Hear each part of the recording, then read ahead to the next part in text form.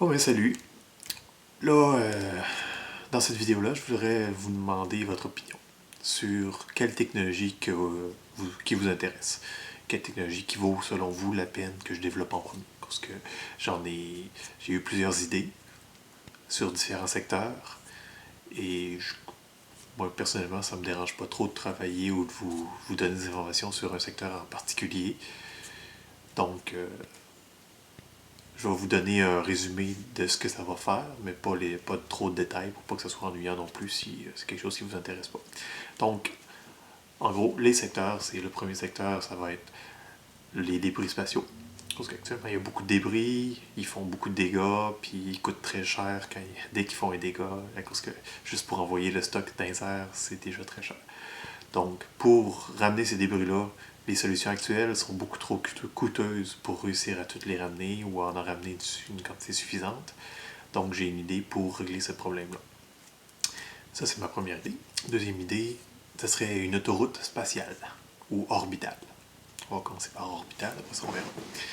Ce serait en fait une autoroute qui permettrait d'alimenter en énergie un vaisseau qui, lui, au lieu d'être alimenté par du carburant qui serait obligé de transporter, ce serait l'autoroute qui l'alimenterait sur tout le chemin. Il y a déjà eu cette idée-là, mais pas sous la forme que j'ai pensé. Moi, la forme que j'ai pensée, c'est pour réduire de manière drastique le coût de cette autoroute-là. Donc, pour que ce soit abordable, même pour peut-être une personne qui est juste millionnaire, au lieu d'être pour un gouvernement ou autre. Donc, après ça, d'autres idées que j'ai eues, c'est une idée pour faire en sorte d'augmenter la surface habitable de la planète, de manière à pouvoir augmenter la quantité de terres arables,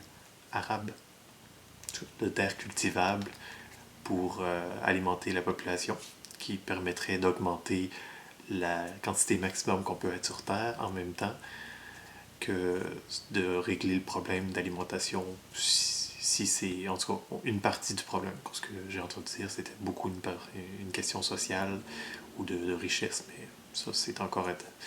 Il n'y a aucune preuve figée dans le béton. Donc, au moins, moi, ce serait pour régler la partie de terre cultivable. On serait sûr qu'on aurait en masse de terre et de terre cultivable pour l'humanité qui grandit toujours.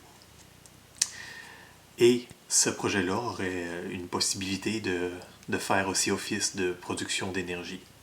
Parce que, autrement dit, ça serait une plateforme qui récupérerait l'énergie en fait, ça serait une plateforme sur l'océan qui récupérerait l'énergie des vagues et le dessus de la plateforme serait en fait habitable. Donc, en gros, c'est ça. Si vous voulez plus de détails, ben, on m'en reparlerai. Après ça, des technologies aussi pour protéger les personnes qui sont dans l'espace. Parce que moi, je trouve ça important quand même d'aller dans l'espace pour sauvegarder la race humaine si quelque chose arrive sur Terre. Donc, oui, ça m'intéresse beaucoup de prioriser l'aller vers l'espace. Donc, une des choses que j'ai pensé pour régler les problèmes en fait, qu'il y a dans l'espace, c'est premièrement les radiations. Les radiations, selon moi, ça peut être bloqué par différentes choses, soit en créant un champ électromagnétique et un champ électrique autour du vaisseau. Donc, si tu crées un champ électrique et magnétique, donc tu crées un champ électrique et un champ magnétique autour de ton vaisseau, naturellement, ça devrait dévier les particules qui veulent essayer de rentrer dans le vaisseau. À cause que tu n'as pas vraiment de limite quand tu es dans l'espace pour créer un champ très grand autour du vaisseau.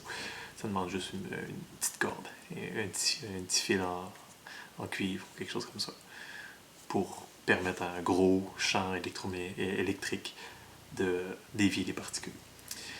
Et après ça, ben, pour protéger les astronautes, faire une couche, autrement dit, dans le vaisseau, quand tu le construis, tu mets au moins une couche isolée thermiquement qui reste à l'état supraconducteur. De cette façon-là, le champ électrique et le champ magnétique qui entourent le vaisseau ne peuvent pas pénétrer à l'intérieur pour risquer de créer des effets dommageables à ceux qui sont à l'intérieur. Et la couche protège en même temps de certains types de radiation. Donc ça, c'est une autre de mes idées que j'ai eues pour permettre l'exploration spatiale. Donc, c'est ça. Donc, dans ces technologies-là, est-ce qu'il y en a que vous considérez importantes que je développe plus en détail? Des technologies, est-ce que c'est des technologies qui intéressent la majorité du monde, oui ou non? Puis, parce que là, présentement, moi, je suis prêt à donner cette technologie-là parce que je crois que l'humanité a le droit de survivre en allant. Et pour ça, s'il se passe de quoi sur Terre qui fait une extinction ou quelque chose, c'est mieux d'avoir un backup.